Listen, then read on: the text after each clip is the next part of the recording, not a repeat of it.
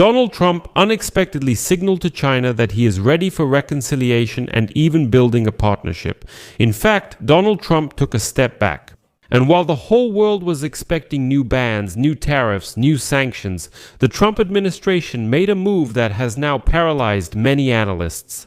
The United States suddenly withdrew the updated sanctions list, which was supposed to include Alibaba, Baidu, and about a dozen other Chinese giants. Moreover, American company Nvidia got the green light to export its advanced chips to China. And here a number of questions arise.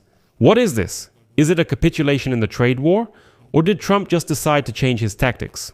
And so, the head of China's Ministry of Foreign Affairs, Wang Yi, speaking in Munich, was simply glowing with optimism and talked about a bright future and partnership between the two superpowers. Well, and the Europeans in this situation don't fully understand why Trump is doing something so unexpected. The unexpected turn isn't just because Canada and Europe were the first to move toward closer trade relations with China.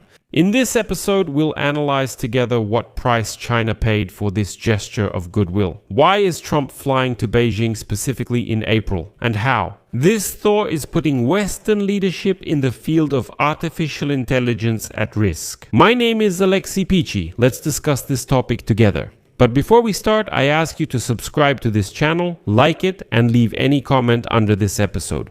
Also, subscribe to my Telegram channel, Peachy News. The link to it is in the description of this video. There we publish breaking news as it comes in.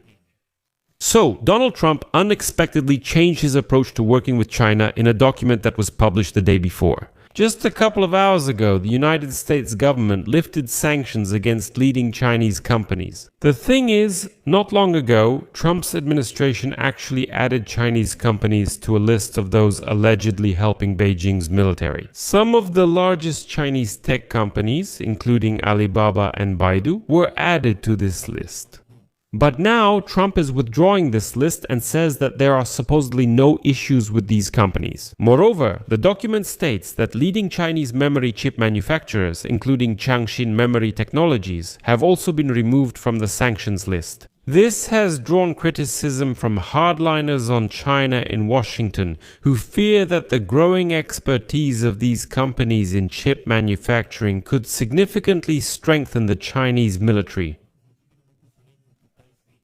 And so, in a letter from the Pentagon to the Federal Register, the official journal of the United States government, it was written without giving any reasons. We would like to remove this notice from the public record and withdraw it from publication in the Federal Register. This means that the Pentagon, to put it in plain language, wanted to quietly lift the sanctions, which is basically what they did.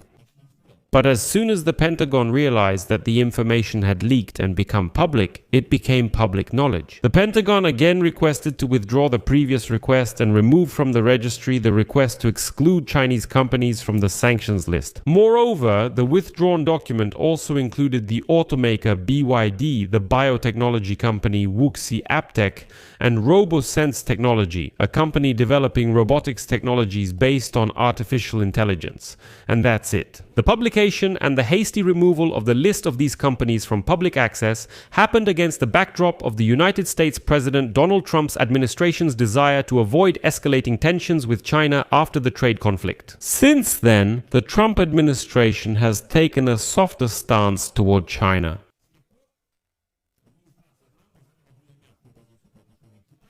As you know, Trump gave the green light to Nvidia to export its second most advanced artificial intelligence chips to China, and postponed the adoption of a rule that would have banned thousands of Chinese companies from buying American technology.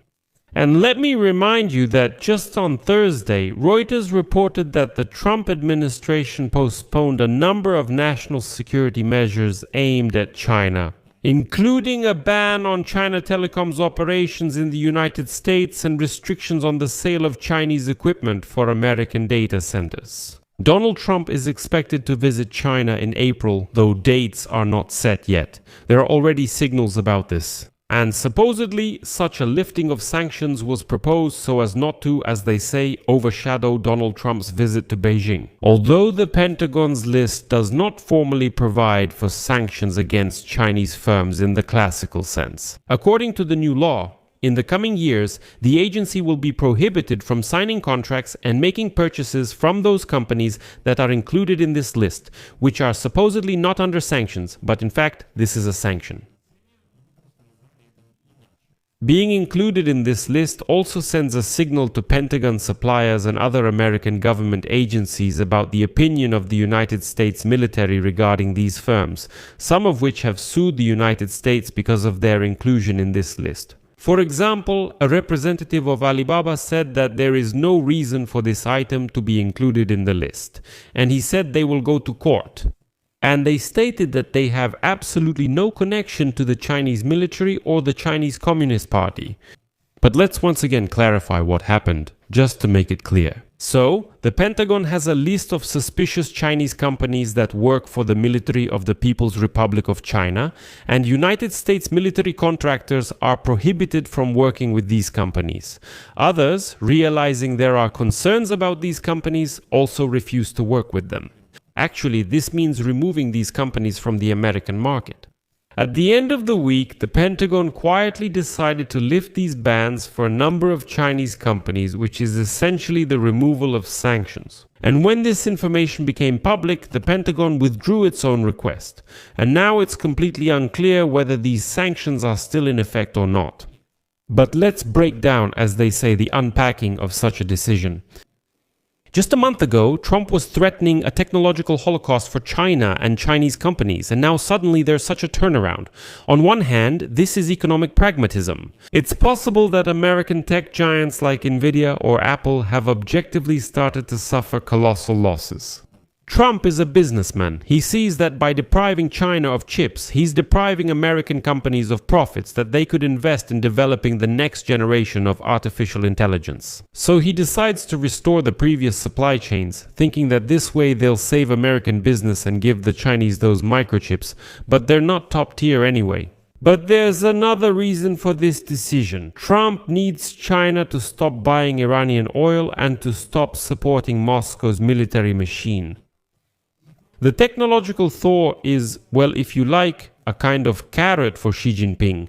Like, I'm giving you chips for Chinese artificial intelligence, and in return, you give up Tehran and help push Iran and Russia toward making deals. And after that, the Chinese official Wang Yi, speaking in Munich, confirmed that China is ready for constructive dialogue on this issue. Well, in diplomatic terms, this means that we're ready to negotiate. We heard you, let's make a deal. Trump wants to come to Beijing in April. You know, not as an enemy, but exactly as a winner who brings contracts worth billions of dollars. Well, obviously, that's what he always does now. So now Trump has started this new tricky game with China, and we'll see how it all ends up. But there is already a definite move toward canceling the trade policy that was introduced by Trump himself. I'll leave it at that. Share your opinions and conclusions in the comments below this episode. Subscribe to the channel, hit the bell, and don't forget to like. That's all for now. Take care of yourselves. Goodbye, everyone.